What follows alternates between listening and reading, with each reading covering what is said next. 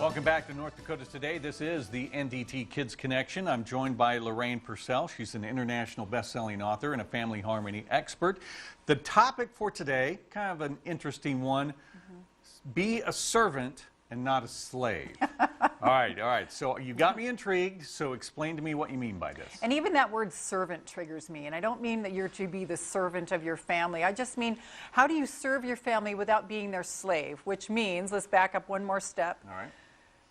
What are you doing for your family that they can do for themselves?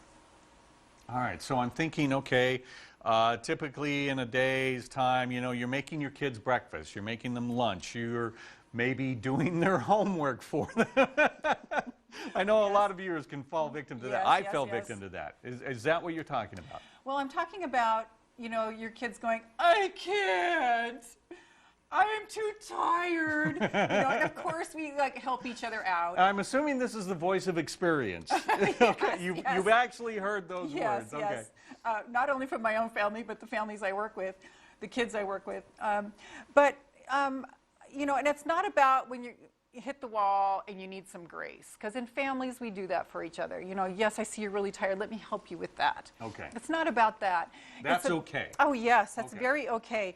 But if you are feeling like your worth as a mom is to, you know, make their lunch and fold their laundry, and my question to you is, what are you doing for them that they can do for themselves? Because you are very tired, Mom. Talking to you over here. Mom, you're very tired. And you need to start offloading that stuff, because as you do for your family what they can do for themselves, they're ill-prepared for life. I've worked with a lot of families where the child knows nothing about the washing machine, grocery shopping, cooking. They're helpless. Because we take that on ourselves, like you mentioned, as mom and dad. We're the ones loading the dishwasher and clearing the table. We're the ones doing the laundry. We're the ones out in the yard. And I got to admit, I was guilty of this. I was the one doing all the yard work because no one else could meet my standards. Oh.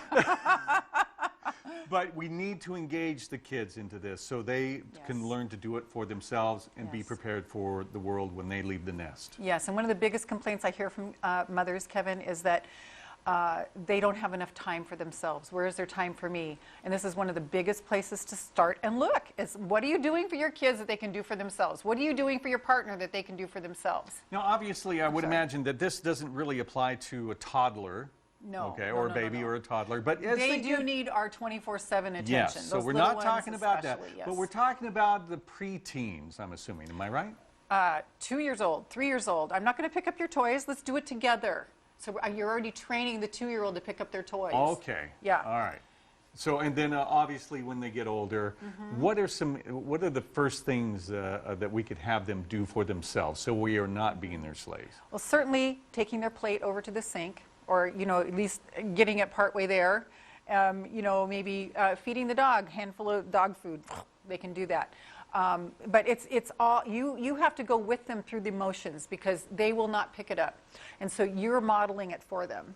And this is your job, this is your job, this is your job. And your children actually learn self-respect and self-esteem by having their own jobs, and you not taking it from them and say, oh, I can do it better than you. This is their job. They go, oh, I can do this well. This is my job. And if we need some encouragement, maybe some ideas, we can always contact you, right? How do we do that? 808-936-4370. info@lorrainepurcell.com, or you can get my free ebook, StopYellingAtYourKids.com. Because they will tell you, Mom and Dad, one day that they were appreciative, that they'll appreciate it when you teach them how to do these things when they're out on their own. They're going to appreciate it. Yes, they will. All right. Yes, Thank you so much, Lorraine. All right, we'll be right back with more North Dakota Today.